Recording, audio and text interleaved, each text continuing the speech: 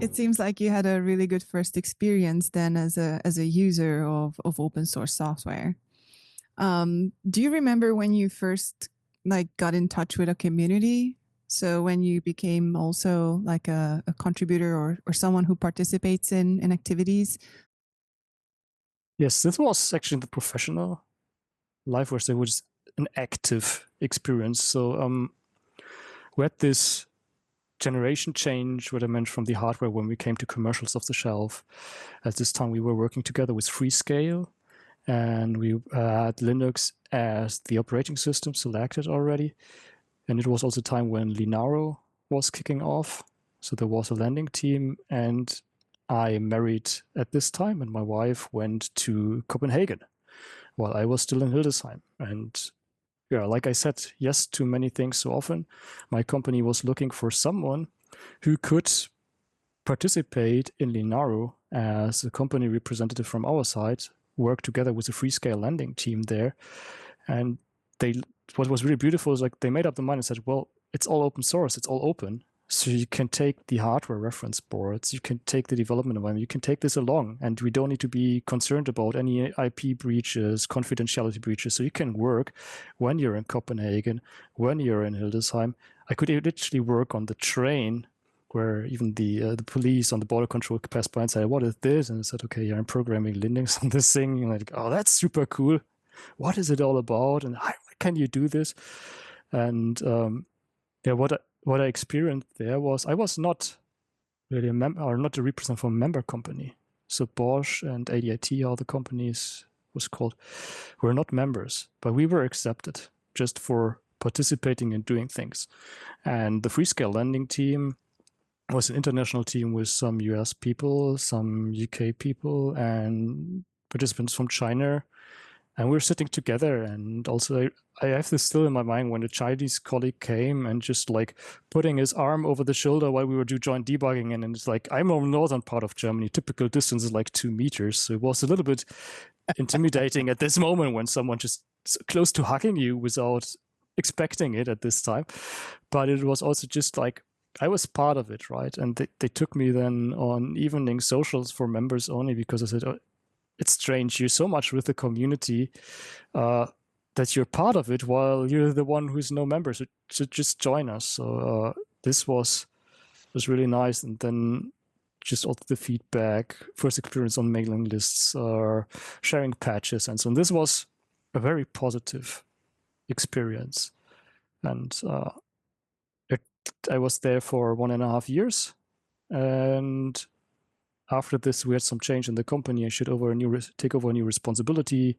Freescale discontinued activities a little bit when they came over to NXP times and so on. And things just diverged again. So there was quite some time where I was not experiencing community that much, and was always looking to find a chance again. And this was then 2019, I guess, until it wasn't before.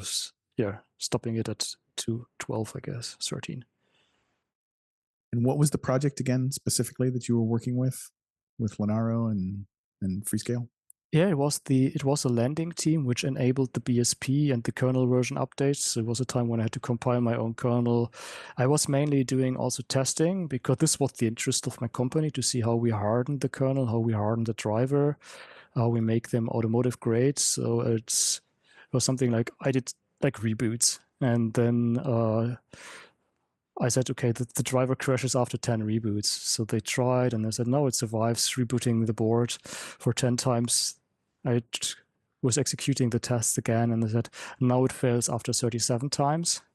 And I said, okay, we need to look into it again. Then they gave me another patch and said, no, it stops after 122 times. I don't know exactly the number, but something like this. And I said, what the hell are you trying? The memory leaks slower and slower. Whatever, I don't know even. I just saw it like, it just hangs in the reboot and it doesn't start up anymore. After, it's like, what are you trying? I said, yeah, I want to survive 1,000 reboots. Continuous reboots, like, what are you doing there? It's like, well, that's automotive. Just like, these are some test patterns which we have, and it's super easy. You just plug it in, let it run, and see if it crashes. If not, okay, you can survive a lot of ignition cycles and so on. So this was the main job which I did there. So I joined the testing parts and checked whatever newly was developed, exchanged with them, and tried to submit test cases and improve documentation. Yeah, that's one of the interesting things about communities of diverse users working on a project together, right? I remember when we were back in the early 2000s trying to put Linux on a very large machine at HP, a very large server, and we'd put 256 network cards in our mainframe. And at the time, that didn't work very well. Actually, anything more than 2 didn't work very well. But we worked with the Linux community, and they too kind of looked at us going, "What are you doing? Why are you doing that?"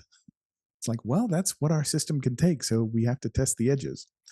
So yeah, same type of thing. But again, in the end, Linux got to be that much better for it. Exactly. And it's just, you can adopt it, right? And you can change things. You have the power and the ability to look into it, to read the things and find the flaws.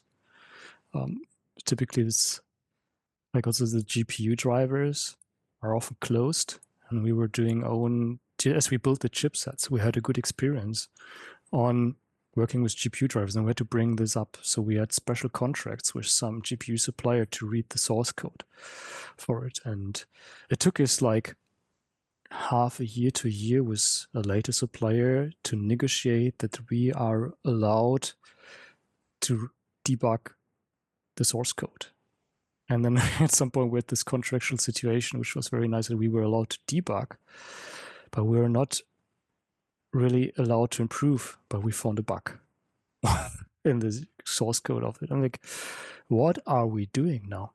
We cannot simply write a patch, because then we are modifying the driver and improving it, but the contract just allowed it to debug, and we're no longer debugging. We debugged and found a bug.